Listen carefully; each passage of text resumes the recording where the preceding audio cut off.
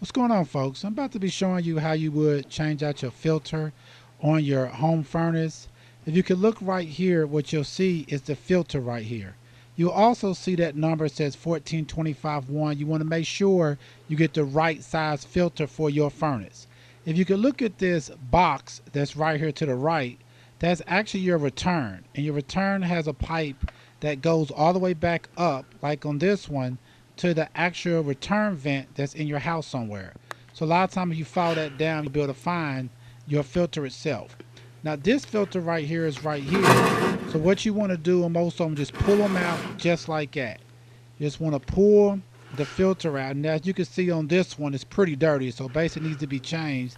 And if it's not changed, it can cause high electric bills, gas bills, as well as it makes your furnace work a lot harder than what it should. And also you want to notice the way that your arrows are pointing. So when you put the other one back in, you'll know how to put it back in. So we're putting the other one back in now, and you can see we're sliding it back into the gap. And you'll notice that the arrow is pointing toward the furnace. You want to make sure that your filter is put in to where the airflow is coming from your return and going back toward your furnace itself.